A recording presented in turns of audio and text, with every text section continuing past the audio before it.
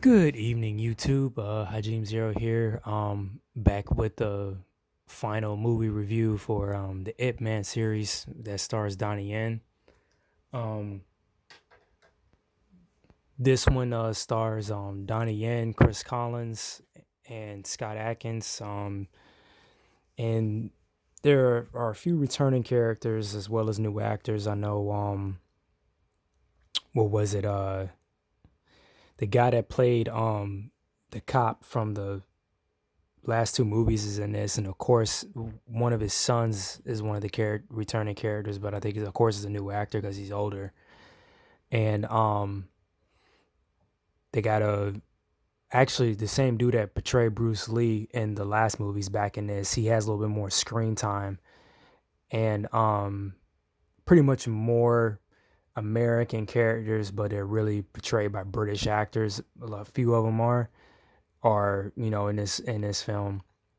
So pretty much, most of this takes place in San Francisco. Uh, yeah. Most of the action scenes, and the heavy ones are take place in San Francisco, and believe this story takes yeah, it's in the mid '60s, I believe, at that time. And one of the main focuses, it wasn't just, of course, Wing Chun, the Bruce Lee comparable, how he changed the world. But allegedly, they said in the movie, it's now being practiced in the U.S. military and Marines.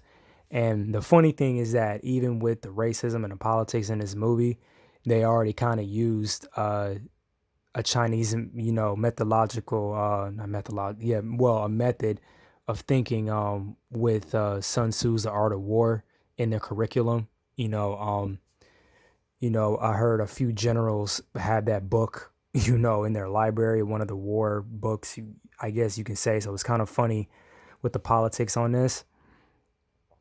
And mainly with the story, there's a lot of good themes, mainly about family. And also, what I liked about this one is that, like the last one of the, you could say, so called rivals um, that Ip Man has with, one of the other masters.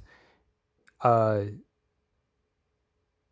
the difference is that the master, he has a daughter versus him having a son, but the son really isn't much in the movie. In this one, he's trying to get his son approved, with the immigration and all that. Hang on a sec.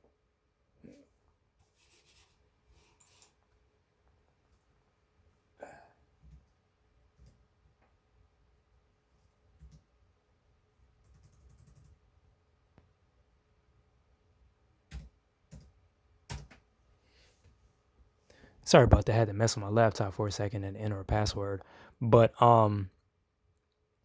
yeah, it's mainly with that part of the theme of the story, and mainly like with the last one, and I think three or two, whichever one. I know in two definitely, he had to fight um different masters from different schools when he got to San Francisco, mainly because what Bruce had did, and teaching others. And he had not yeah, Ip Man had no problem with it. Yeah.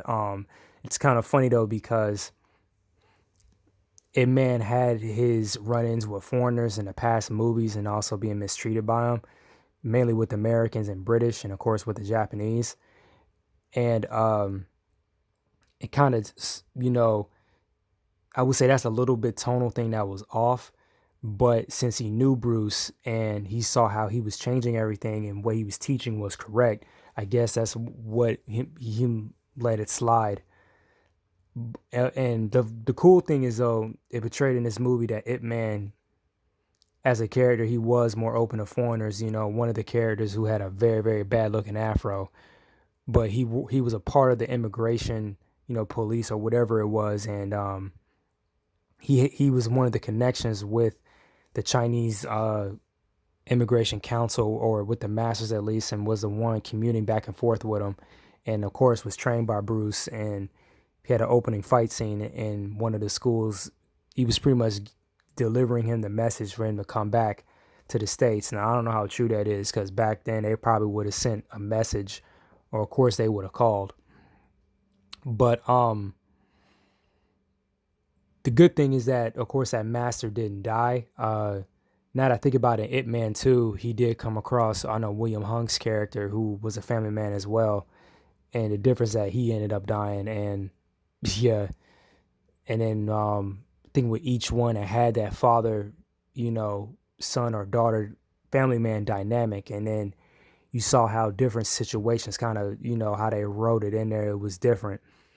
So the dope thing is that they actually named, what master, what martial art they did, and it was a lot that, I knew of and recognized. I think the main one he fought was Tai Chi. And then they had other ones. I think one was crane, one was the 8 trigram palm, one was what was it? I said crane already. I think one was mantis and one was Shaolin.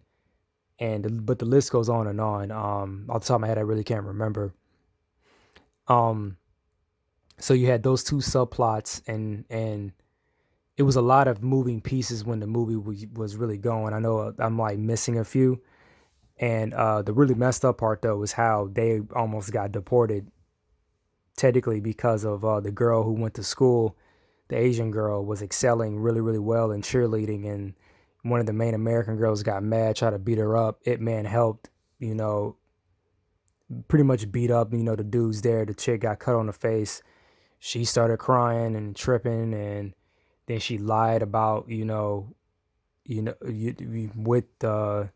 what had happened. Her dad just so happened to work for immigration, and then the wife pushed all that into motion. And it was funny because when I looked on Amazon, a lot of people were saying, and a lot of them were probably Republican too.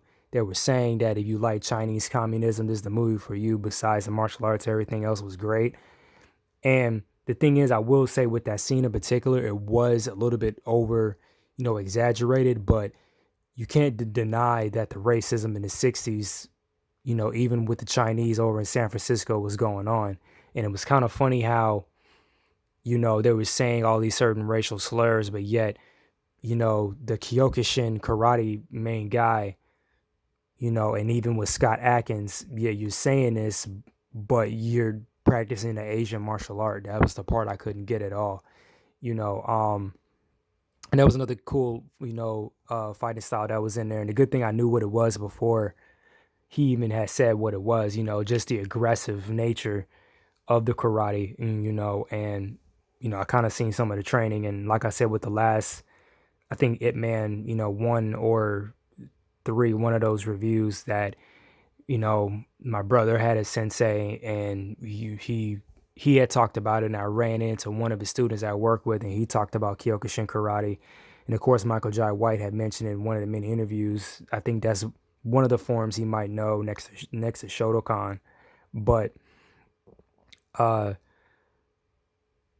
that fight, Ip Man had with him, that was one of the good ones, and of course, the one with Scott Adkins in it. And the funny thing, what I discovered about this movie, when I even recreated, San Francisco and everything, all the American scenes, they weren't shot in America, they were shot in the United Kingdom. And it was funny because this goes back to the criticism a little bit, what I heard some people say on Amazon about this.